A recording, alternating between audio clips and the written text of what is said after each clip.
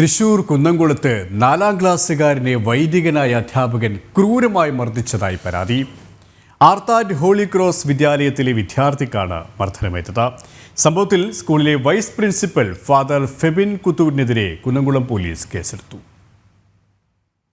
ഞാനൊരു ഗെയിം കളിക്കണം. ഗെയിമിന് ഔട്ടായപ്പോൾ ഞാൻ മണ്ണിലുള്ള സ്ഥലത്താണ് ഉണ്ടായിരുന്നത്. എൻ്റെ മുമ്പിൽ ഒരു ചേട്ടനായിരുന്നു. ഒരു ചേട്ടൻ ഓടിപ്പോൾ ആ മണ്ണിൽ എൻ്റെ കണ്ണിയായപ്പോൾ എൻ്റെ കാലിൽ സ്ലിപ്പായിട്ട് എൻ്റെ കാലിൽ ആ മണ്ണ് ആ ചേട്ടൻ്റെ മേത്ത് വീണു. ഇതൊക്കെ ഫിബിൻ ഫാദർ അവിടെ കണ്ടിട്ടുണ്ടായിരുന്നു. ഫാദർ വന്നപ്പോൾ ചിബി പിടിച്ചിട്ട് പൊന്തിച്ചിട്ട് കൊണ്ടുപോയി. എന്നിട്ട് അവിടെ എത്തിയിട്ട് അമ്മേനെ വിളിച്ചു. നിങ്ങൾക്ക് സ്കൂളിൻ്റെ കാര്യം പറയാൻ പറ്റുന്നുള്ളൂ, എന്താ നിൻ്റെ മോൻ എന്താ ചെയ്യണേന്ന് പറഞ്ഞിട്ട് ഓഫീസിൽ കൊണ്ടുപോയി. വടി പൊട്ടണമായി അടിച്ചു. എന്നിട്ട് പിച്ചും ചെയ്തു. പയറ്റപ്പോൾ നന്നായി പിച്ചുണ്ടായിരുന്നു.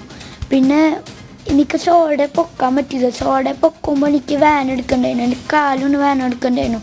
അങ്ങനെയാണ് ക്ലാസ്സിൽ പോയത്. ഇക്കഴിഞ്ഞ ജനുവരി 16-നാണ് സംഭവം. ഇന്റർവെൽ സമയത്ത് സഹപാഠികൾക്കൊപ്പം ഫുട്ബോൾ കളിക്കുമ്പോൾ ചരൽ തെറിപ്പിച്ചു എന്നാരോപിച്ചായിരുന്നു സ്കൂളിലെ vice principal father Febin Koothur കുട്ടിയെ ക്രൂരമായി മർദ്ദിച്ചത്. ചെവിയിൽ പിടിച്ച് തൂക്കി വലിച്ചിഴച്ച സ്റ്റാഫ് റൂമിൽ എത്തിച്ചതിനു ശേഷം വടികൊണ്ട് കുഞ്ഞിനെ ദേഹമാസകലം ക്രൂരമായി മർദ്ദിച്ചു. കൂടാതെ കയ്യിൽ നുള്ളി തൊലിയെടുത്ത നിലയിലുമാണ്.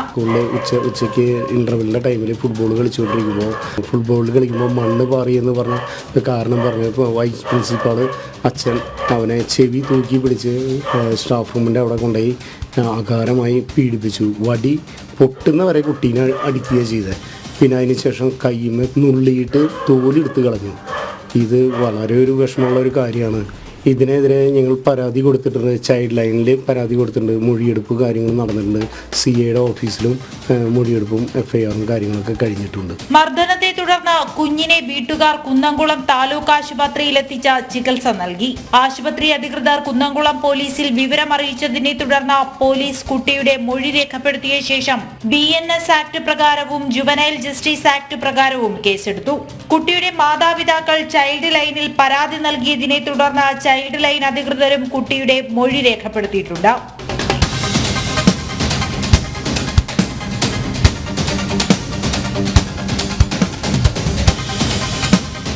ജനം, തൃശൂർ.